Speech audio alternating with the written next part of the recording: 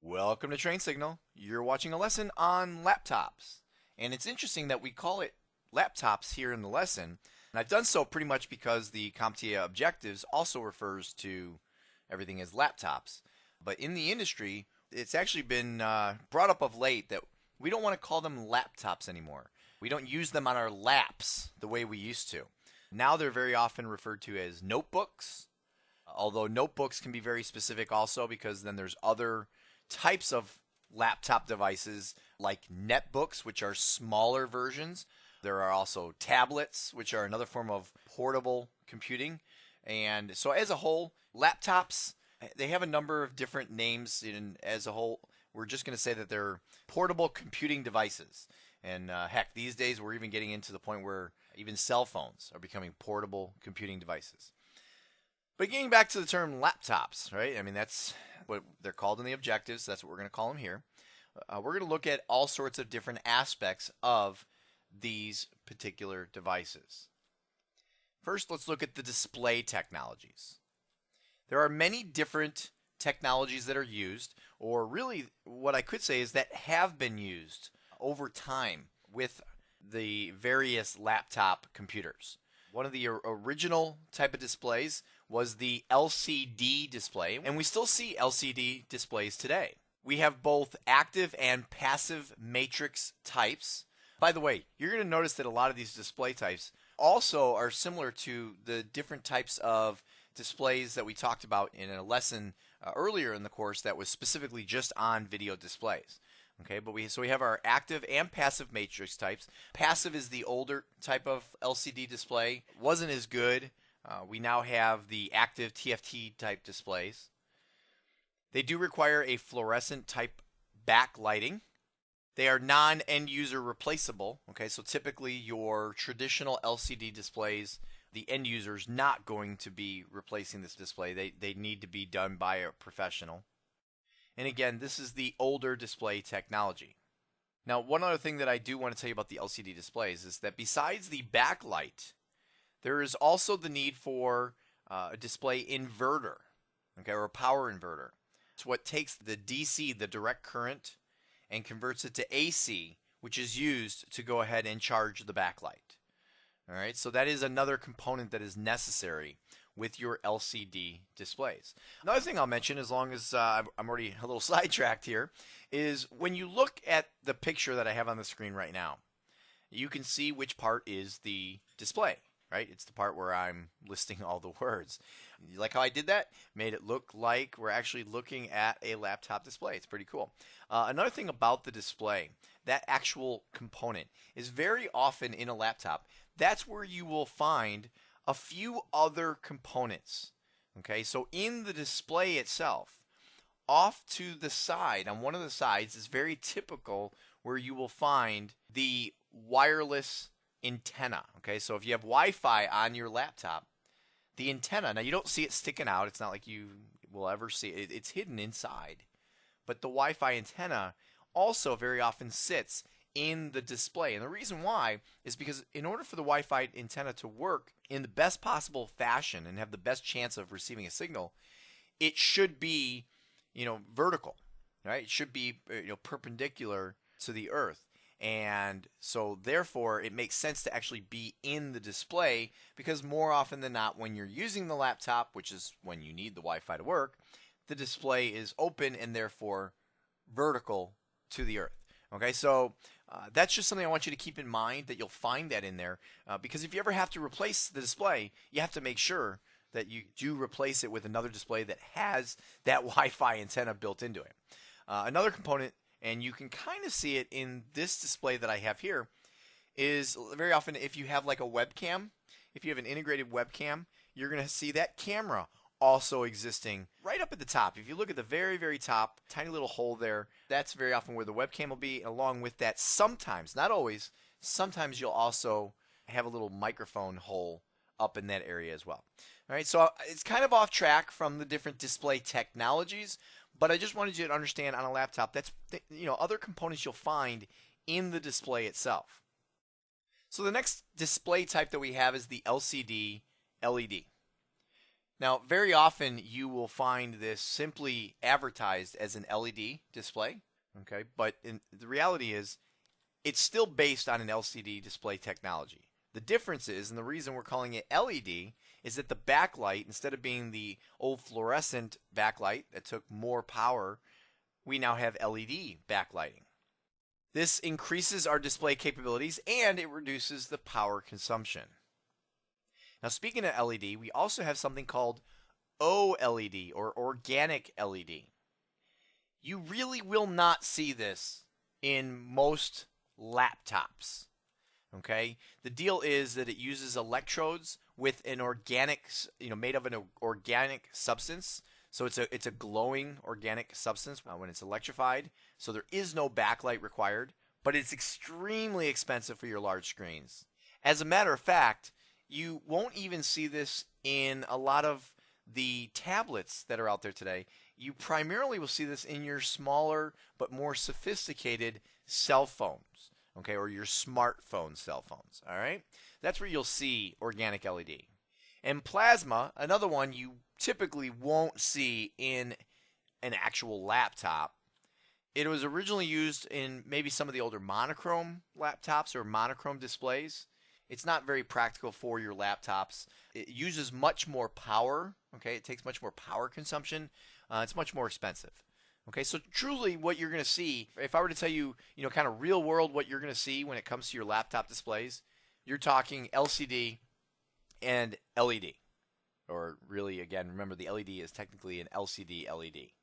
Now, when it comes to your external displays, right, if you want to hook your laptop up to an external monitor, there are three primary options. There are more than just the three. One would be your VGA connector. One would be an HDMI connector. A third would be a DVI connector that I don't have pictured here. If you go back to the lesson where we actually talk about the different connectors, I show you what a DVI connector is. Those are your three most typical video, or I'll say external video connectors. Some laptop manufacturers have their own proprietary video connectors, and they come in all different shapes and sizes. There's little mini connectors. I know Dell has their own proprietary video connector. The primary standards are VGA, DVI, and HDMI. Those are the ones that you're going to use to connect your laptop either to an external monitor or what could actually be even a TV. I know I do it all the time. I take my laptop and via the HDMI cable, I will go ahead and connect it to my 50-inch HD TV and we'll watch movies that I have on my laptop. We'll watch them on the TV that way. So if I stream them to the laptop, what it does is it kind of turns my TV into a smart TV. Even though my TV doesn't actually have internet capabilities, I'm able to use my laptop to give those internet capabilities on the TV display. All right, let's talk a little bit about some of the expansion technologies. So the first thing I want to talk to you about is something called PCMCIA. Now that stands for Personal Computer Memory Card International Association, PCMCIA. Or what was more recently just simply referred to as a PC card. Okay, these are expansion slots that we started off with and used for many years on all portable laptops. Okay, and this is what a basic card would look like. So here's an example of a card that would give you some USB expansion slots or expansion ports. Now, you need to keep in mind that there are three different types of these cards. Okay, there's type 1, which is primarily used for memory, and there are some specs that go with it. It's considered to be 3.3 millimeters in thickness is a type 1. Type 2 is primarily used for your interfaces, your input-output, your modems, your network cards, stuff like that. These are 5 millimeters in thickness. And then you have your type 3, which is if you wanted to actually, believe it or not, you'd slide in an external hard drive. These were much thicker. They were more than double the type 2. They were 10.5 millimeters in thickness. Now, one thing I also want you to keep in mind with type 1, 2, and 3 is that because they are all the same width and they have the same number of pins, they're all 68 pin interfaces, they are backward compatible but not forward compatible, so to speak, in the sense that if you have a Type 2 slot, then you could take a Type 1 or Type 2 card. Now, obviously, if you have a Type 1 slot, you're not going to be able to put in a Type 2 card because it's going to be too thick to fit into the slot. If you have a Type 3 slot, well, then you can take all three types of cards. The other really cool thing about these PC cards, they are hot swappable. Okay, and I will tell you that in some cases, you'll see it referred to as hot pluggable instead of hot swappable, only because you are, I guess, plugging in the card. I just thought I'd mention that because sometimes that term will be used. But just to understand what hot swappable or hot pluggable means, it means that you don't have to turn off the computer to insert or remove the expansion card, which is very cool to not have to shut things down. Now, another type of expansion card that we had was something called the CardBus, and the big difference between the original PCMCIA and the new CardBus, well, I won't even say new, newer CardBus, is that the original PCMCIA or PC cards were 16-bit cards, whereas the CardBus was now 32 bits. One other little side note, just little trivial information, is that the Type 1, 2, and 3 traditional 16-bit PC cards, they were 5-volt cards, and they could have up to 2 distinct functions or devices. So you could have, for instance, a card that was a modem and a network card. Okay, it had both functionality. You'd find cards that would actually have an RJ11 and an RJ45 port coming out the back because they could serve both functions. Whereas the CardBus PC card is only 3.3 volts, so less power, and believe it or not, it could have up to 8 functions on a single card. Now, the regular PC cards, okay, the regular Type 1, 2, and 3 PC cards, this is kind of the same thing that I was already mentioning before. They will fit into a CardBus slot, but the reverse is not true. You cannot put a CardBus card into a traditional 16-bit PCMCIA slot. The one other thing that is notably different about the CardBus, other than lots of times it'll say it on the card, is it'll have that gold edge. That's one way that you can actually recognize it. Now, the next type of expansion I want to talk to you about is the PCI ExpressCard. Okay, so this is a new type of slot that you have. This is a very high performance version of the PC card.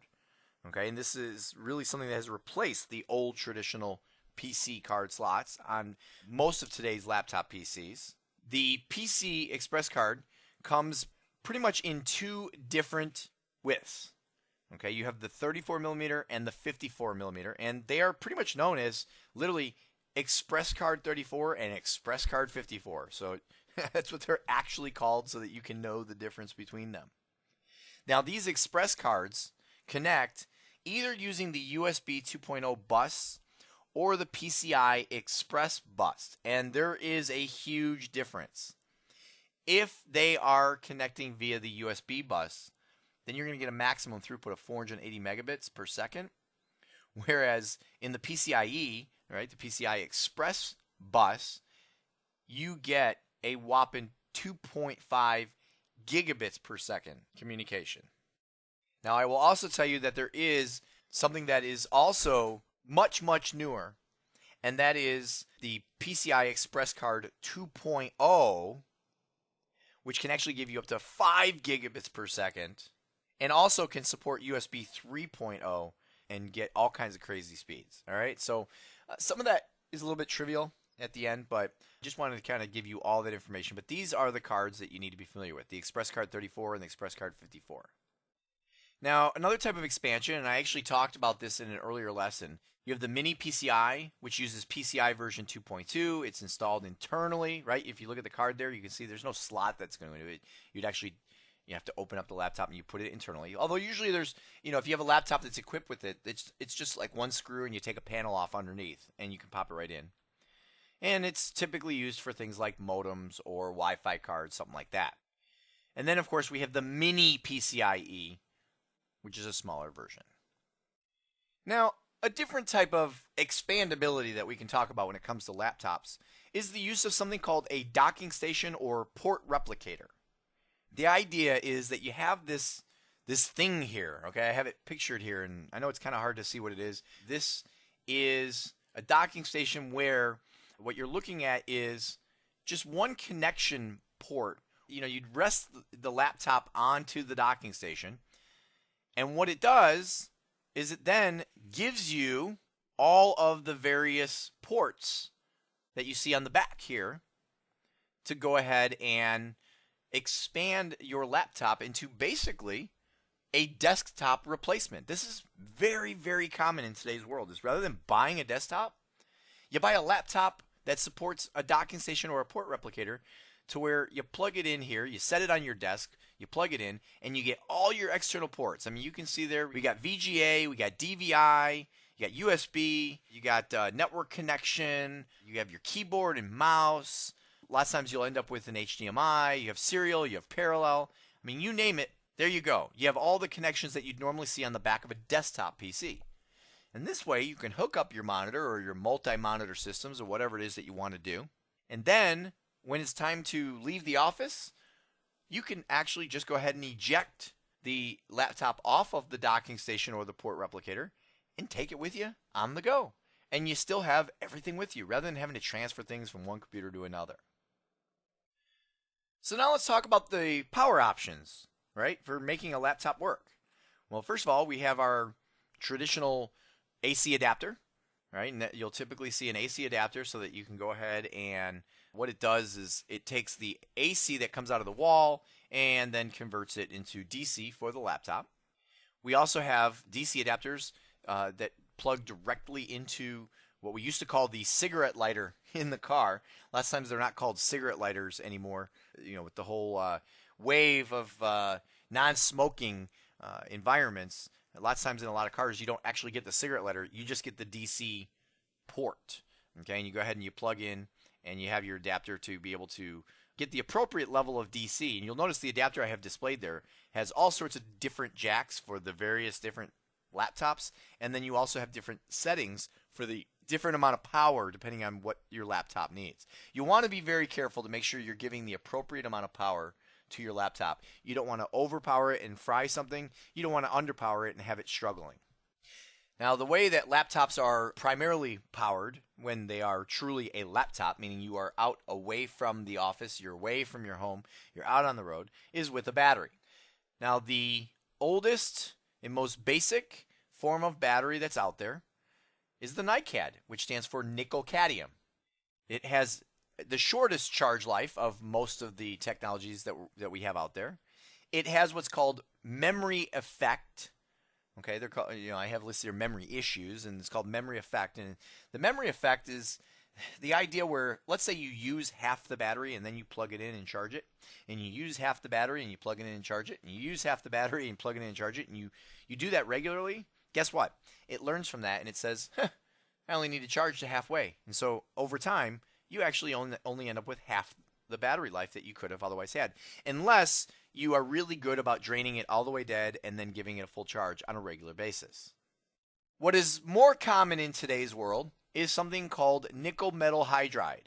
Nickel metal hydride has typically a longer charge life than your nickel cadmium. You have fewer memory issues, but you still have a little bit of memory effect. When using a nickel metal hydride battery, they say you're going to get somewhere around 5 to 10% memory effect. So you're going to get a little bit of memory effect. But as a whole, you're pretty much okay with a nickel metal hydride as far as memory goes. Even if you use it and abuse it and you don't pay attention to draining it all the way and you don't cycle it, you're still going to end up with probably 90% of the battery life on a regular basis. Now, the type of battery that you see in most of today's laptops is the lithium ion. It took a while for us to get here because it was a very expensive battery, but the prices have come way down. With our lithium ion, you get the longest charge life. You have no memory issues. It's the one you want to use. Okay, so when you're shopping for a laptop, look to see that it comes with a lithium ion battery. And if it doesn't, see if it supports one, right? Maybe an accessory that you can purchase. I can tell you that the laptop that I currently use has a lithium ion battery, and because of the efficient use of that battery, I can get a consistent 6 to 7 hours out of this laptop. And this was not an overly expensive one either. Okay, this was a kind of a somewhere between average to high-end laptop. Cost me about $1,000.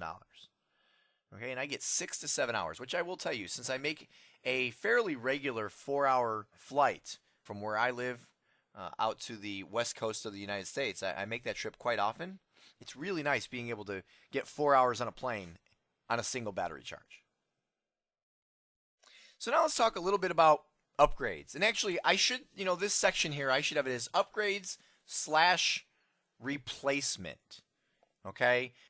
Everything we're going to talk about here, in some cases we're talking about maybe improving something on a laptop, but it also has to do with replacing an item on a laptop. Now you need to understand that certain components are, and again, I'm using the term upgradable, but I want you to interchange that with upgradable or replaceable. Okay? Certain components are not upgradable or not replaceable. An example would be the motherboard. Now, is it truly not replaceable? No. I suppose technically anything is replaceable if you really want to dig deep enough into it. But realistically, if a motherboard goes on a laptop, most likely you're getting a new laptop in today's world. Not always. Sometimes you can find a used, maybe the same laptop used and something else went bad on it, and you can get it really cheap, get a hold of that motherboard, get in there, take the time and replace it. But the amount of time you're going to spend doing it, along with the cost of the motherboard itself, lots of times you're just not replacing it. Now, as far as upgrading it, it's not happening. Okay? Motherboard is what the motherboard is. It's the primary makeup of the laptop itself. Onboard video, again, if it's on board, well, typically is, you're not going to be replacing it. And again, I mentioned this earlier, if you have an old LCD screen, it's not going to be replaceable by your standard consumer. Whereas you have other components that are upgradable, like RAM. Nice and easy, right? Lots of times on a lot of PCs, you will pop a cover off the back with, underneath with just one screw, and you can install some more RAM. Not always. I mean, that's the other thing I want you to keep in mind. I'm not saying all laptops you can upgrade the RAM. Your laptop might be maxed out. I know mine is. The laptop I was just talking about, it's got 8 gig of RAM. That's all it can take. It cannot handle anything more. The processor sometimes is upgradable. Okay, this is a debatable one. There are specific laptops that sometimes come equipped with the ability to upgrade the processor. Some are not. Optical drive, definitely. Almost all laptops have the ability to pop out the optical drive and you can put in something different. Maybe it came with a CD drive, you want to put in a DVD drive. Maybe it has a DVD-ROM, you want to put in a DVD-RW. Maybe you want to swap it out to a Blu-ray burner. I don't know. The other thing I can tell you about the optical drive bay, right, the bay where that drive sits, very often on a lot of laptops you can pop those out and you can put something else in its place, like another hard drive. Okay? I've done that on my laptops. Speaking of the hard disk drive, very often upgradable. Most laptops make it very easy. Again, one screw, one cover, take out the hard drive, put in a bigger one, put in a faster one. Switch from a traditional SATA drive to an SSD drive. Okay, there's all kinds of options there. Keyboard. Now, I don't know that I would say the keyboard is upgradable. Sometimes you might find one that's got a basic keyboard and you can actually pop it out and put a more sophisticated keyboard in, but it certainly is replaceable. Keyboard is something that very often will go bad on a laptop. Keys will pop off of it or something will go dead because you hit the key too hard, too often, or you spilled something and it didn't fry the whole laptop, but it did fry the keyboard. You can get in there and replace that. Now, this is not an all-encompassing list. Okay, there are other things that you can replace, repair, so on and so forth on laptops.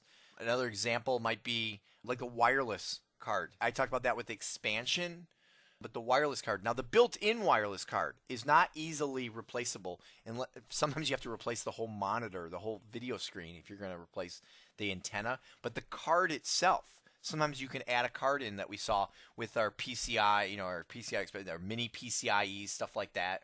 The screen itself, some screens are actually very easily replaceable.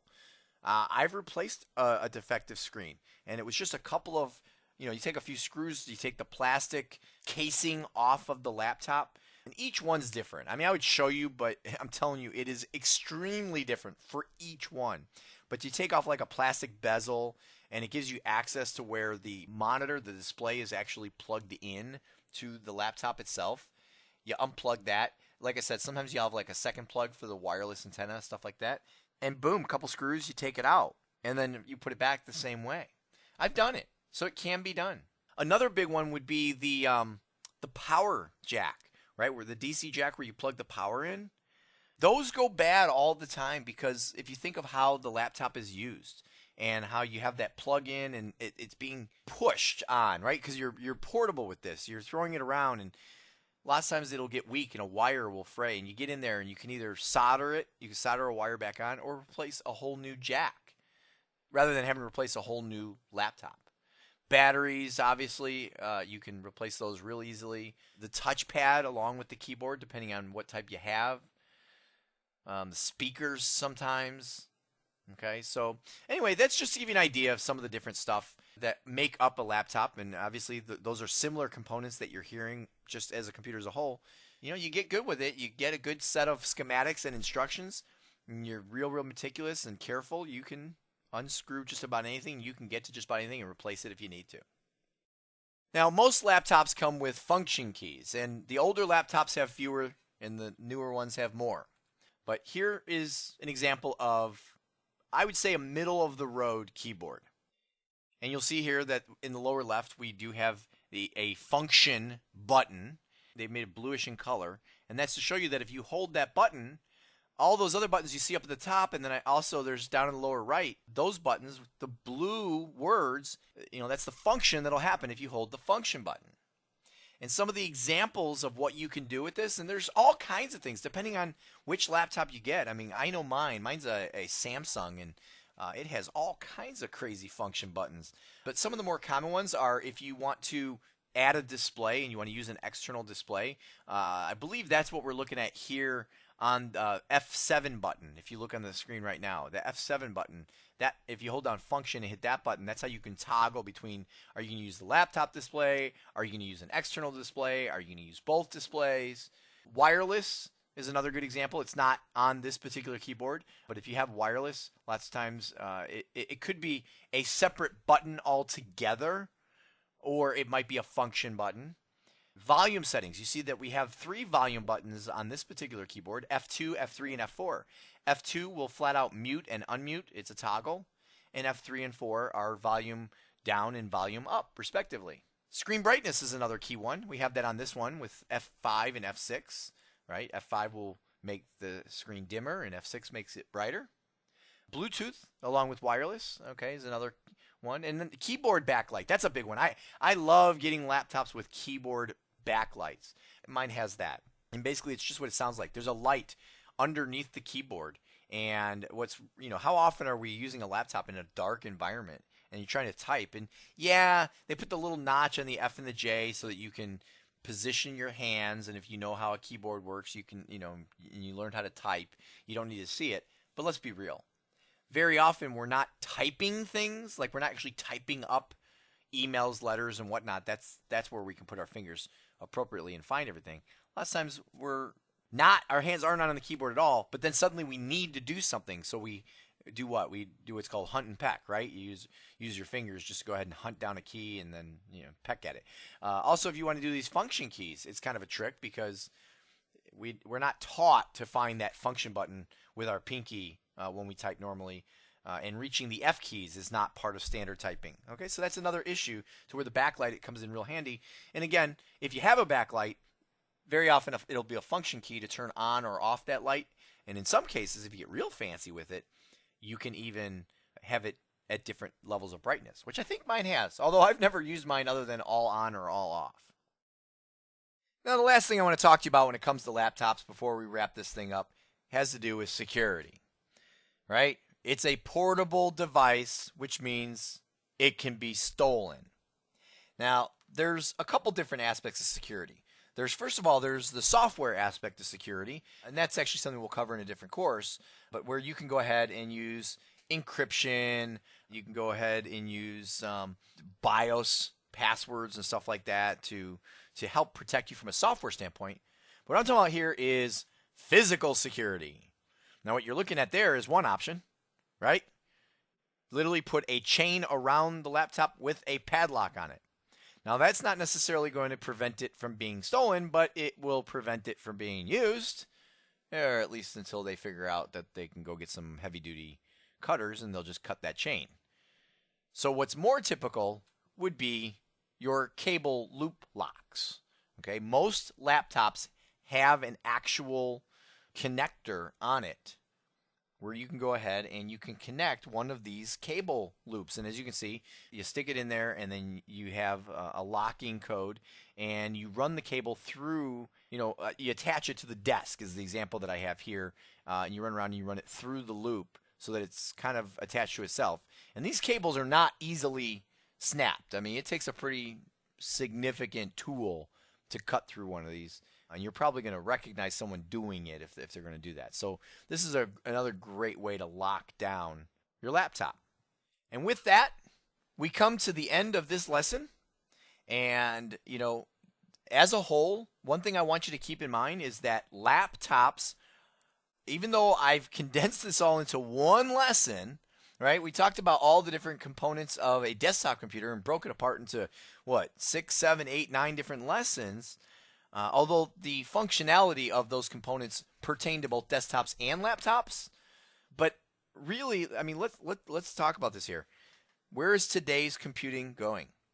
It's all about being portable, okay? And so we're talking about laptops, tablets, smartphones, okay? Everything's all about portable computing. So one thing that I want you to keep in mind is that more and more you're going to see people buying laptops and less buying the desktops. So you're going to want to be familiar with the different laptop technologies and know how things work. I want to re-emphasize that if you're going to become a laptop repair technician, hats off to you. I do it for fun more so than I definitely don't do it professionally.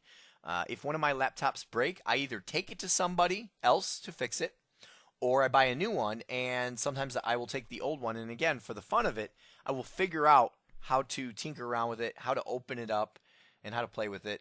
Other than the standard upgradable stuff like memory and hard drives and stuff like that, going deep into a laptop, every single one tends to be different. I mean, even two laptops from the same manufacturer, they're not the same.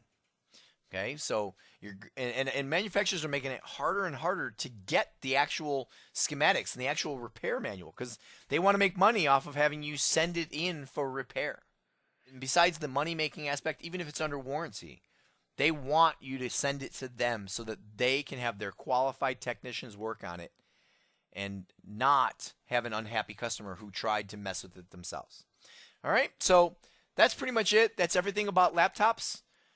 Make sure you know it and you know it well. And I thank you for watching, and I will see you in the next lesson.